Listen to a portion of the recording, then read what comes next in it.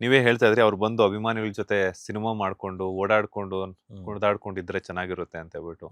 Devil cinema December 12ಕ್ಕೆ release ಆಗ್ತಾ ಇದೆ. ಎಲ್ಲ ನಿಮ್ ಒಂದು ನೀವು ಫ್ರೆಂಡ್ಸ್ ಆಗಿರ್ಬೋದು, ಹಾಗೇನೆ ಫ್ಯಾಮಿಲಿ ಮೆಂಬರ್ಸ್ ಅದ್ರೊಟ್ಟಿಗೆ ಅಭಿಮಾನಿಗಳು. ಡಿ ಪಡೆ ಅಂತಂದ್ರೆ ಒಂಥರ ಅವ್ರಿಗೆ ಒಂದು ಆನೆ ಬಲ ಇದ್ದಂಗೆ. ಎಲ್ಲಾ ಡಿ ಗ್ಯಾಂಗ್ ಆಗಿರ್ಬೋದು ಅಥವಾ ಡಿ ಬಾಸ್ ಅಭಿಮಾನಿಗಳಲ್ಲಿ ಇರುವಂತದ್ದು ಏನಂತಂದ್ರೆ ಡೆವಿಲ್ ಸಿನಿಮಾ ರಿಲೀಸ್ ಟೈಮ್ ಅಲ್ಲಿ ದರ್ಶನ್ ಅವ್ರು ಇಲ್ಲ ಅನ್ನುವಂಥದ್ದು. ಆಬ್ವಿಯಸ್ಲಿ ಬೇಜಾರಾಗುತ್ತೆ ಸರ್.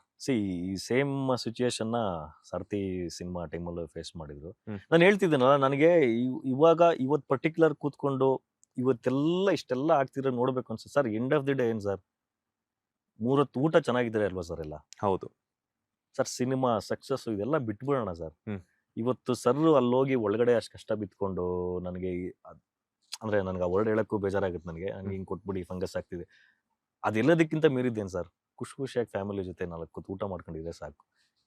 ಸಿನಿಮಾ ಅದೆಲ್ಲ ಆಮೇಲೆ ನೋಡೋಣ ಸರ್. ಅದೆಲ್ಲ ನೋಡ್ಬಿಟ್ಟಿದ್ದಾರೆ ಸರ್. ಅದಕ್ಕಿನ್ನ ಹೆಚ್ಚಿಗೆ ಇನ್ನೊಂಚೂರು ಜಾಸ್ತಿ ನೋಡ್ಬೋದು ಅಷ್ಟೇ. ಅದೆಲ್ಲನೂ ನೋಡ್ಬಿಟ್ಟಿದ್ದಾರೆ ಅವರು. ಇವಾಗ ಅಟ್ಲೀಸ್ಟ್ ನೆಕ್ಸ್ಟ್ ಅವ್ರ ಫ್ಯೂಚರ್ ಆರಾಮಾಗಿ ಖುಷಿಯಾಗಿ ನಗ್ನಾಗ್ತಾ ಇರ್ಲಿ. ಮಿಕ್ಕಿದ್ದ ಅವ್ರ ಡಿಸಿಷನ್. ಈಚೆ ಬಂದ್ಮೇಲೆ ಸಿನಿಮಾಗಳು ಮಾಡ್ತಾರೋ, ಇನ್ನೊಂದು ಮಾಡ್ತಾರೋ, ಮತ್ತೊಂದು ಮಾಡ್ತಾರೋ, ನೆಮ್ಮದಿಯಾಗಿರ್ಲಿ ಅವರು ಆರಾಮಾಗಿ. ಸಾಕಷ್ಟು ವಿಚಾರಗಳನ್ನ ತಿಳಿಸ್ಕೊಟ್ರಿ ದರ್ಶನ್ ಅವ್ರ ಬಗ್ಗೆ. ನನ್ಗೆ ಸೀರಿಯಸ್ಲಿ ವಿಚಾರ ನಂಗೆ ಗೊತ್ತೇ ಇರ್ಲಿಲ್ಲ. ನೀವು ದರ್ಶನ್ ಅವರೊಟ್ಟಿಗೆ ನನಗೆ ಹೇಳಿದ ಮೇಲೆನೆ ಮದುವೆ ಮಮತೆಯ ಕರೆಯೋಲೆ ಈ ಒಂದು ಸಿನಿಮಾ ನಾನು ಅವ್ರದೇ ಮಾಡಿದ್ದು.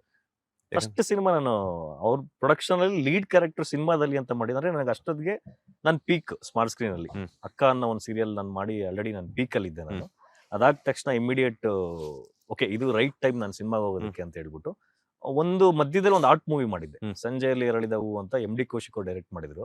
ಕಾದಂಬರಿ ಆಧಾರಿತ ಚಿತ್ರವನ್ನು ಮಾಡಿದ್ದೆ. ಅಷ್ಟೊತ್ತಿಗೆ ಒಂದು ಕಮರ್ಷಿಯಲ್ ಸಿನಿಮಾ ಅಂತ ನಾನು ಫಸ್ಟ್ ಮಾಡಿದ್ದೆ. ಅಲ್ಲಿ ಹೋಗಿ ಆಡಿಷನ್ ಅಟೆಂಡ್ ಮಾಡಿ ಸಾವಿರಾರು ಜನದ ಮಧ್ಯೆ ನನ್ನನ್ನು ಆಯ್ಕೆ ಮಾಡಿ ಸೆಕೆಂಡ್ ಹೀರೋ ಆಗಿ ಕರೆದು ನನಗೆ ಅವಕಾಶ ಕೊಟ್ಟಿದ್ದವರು. ಅದನ್ನ ನಾನು ಬರೆಯಂಗೆ ಇಲ್ಲ. ಆ ಸಿನಿಮಾ ಇಂದ ನನಗೆ ದಿನಕರ್ ಸರ್ ಅವರೆಲ್ಲ ಪರಿಚಯ ಮಾಡಿ ಅವ್ರು ಕರ್ಕೊಂಡೋಗಿ ಸುದೀಪ್ ಸರ್ನ ಪರಿಚಯ ಮಾಡಿಸಿದ್ ನಾನು. Is A very good cricket player ಅಣ್ಣ, KCC ಅಂತ ಸ್ಟಾರ್ಟ್ ಮಾಡಿದ್ರು. ಅಂದ್ರೆ ಸುದೀಪ್ ಅವ್ರನ್ನ ಮೀಟ್ ಆಗೋದಕ್ಕೂ ದರ್ಶನ್ ಅವರೇ ಕಾರಣ. ದಿನಕರ್ ಸರ್ ಯಾಕಂದ್ರೆ ನಾನು ದರ್ಶನ್ ಸರ್ ಅವರ ಸಿನಿಮಾ ಮಾಡಿದ್ರಿಂದಾನೇ ದಿನಕರ್ ಸರ್ ಅವ್ರು ಕ್ಲೋಸ್ ಆಗಿದ್ದು. ಅವರು ನಾನು ಕ್ರಿಕೆಟ್ ಎಲ್ಲ ನೋಡಿದ್ರು ಅವಾಗ. ನಮ್ಗೆ ಅವಾಗ ಅಷ್ಟು ಕಾಂಟ್ಯಾಕ್ಟ್ ಇರ್ಲಿಲ್ವಲ್ಲ. ಸೊ ಕ್ರಿಕೆಟ್ ಎಲ್ಲ ನೋಡಿದ್ಮೇಲೆ KCC ಅಂತ ಸರ್ ಸ್ಟಾರ್ಟ್ ಮಾಡಿದ್ರು. ಅಂದ್ರೆ ಪಕ್ಕಾ ಪ್ರೊಫೆಷನಲ್ ಆಕ್ಟರ್ಸ್ ಗಳಿಗೆ, ಟೆಕ್ನಿಷಿಯನ್ಸ್ಗೆ ಅಂತ ಮಾಡಿದಾಗ ಬಾ ಅಂತ ಹೇಳ್ಬಿಟ್ಟು ಸರ್ನ ಫಸ್ಟ್ ಟೈಮ್ ಸುದೀಪ್ ಸರ್ನ ಹೋಟೆಲ್ ಅಲ್ಲಿ ಇನ್ನೇನ್ ನಾವು ಒಂದಿಂದಲೇ ಆಕ್ಷನ್ ಇತ್ತು ಫಸ್ಟ್ ಸೀಸನ್. ನಾಳೆ ಆಕ್ಷನ್ ಅಂದ್ರೆ ಇವತ್ತಿನ ದಿನ ಕರೆಸಿ ಮಾತಾಡಿ ನನ್ನ ಪ್ರೊಫೈಲ್ ಎಲ್ಲ ತೋರಿಸಿ 3-4 ಸಿನಿಮಾ ಮಾಡಿದ್ದಾನೆ, 5-6 ಸೀರಿಯಲ್ ಮಾಡಿದ್ದಾನೆ, ಆಲ್ರೆಡಿ ಪ್ರೊಫೈಲ್ ಇದೆ ಒಂದು ಮಾರ್ಕ್ಸ್ ಅಂತ ಹೇಳಿ ಅಲ್ಲಿಂದ ಇನ್ನೊಂದು ಜರ್ನಿ ಸುದೀಪ್ ಸರ್ ಜೊತೆ ಜರ್ನಿ ಸ್ಟಾರ್ಟ್ ಆಗಿದ್ದು ನಮ್ಮಲ್ಲಿ. KCC, CCL.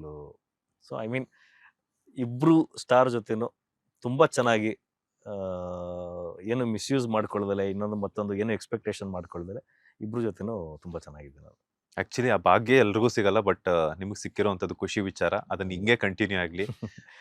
ಇಬ್ರಿಗೂ ಹತ್ರ ಆಗಿ ಆಸ್ ಎ ಬ್ರದರ್ ಆಗಿರಿ ಅಂತ ನಾನು ಕೇಳ್ಕೊಳ್ತೀನಿ ಪರ್ಸನಲಿ.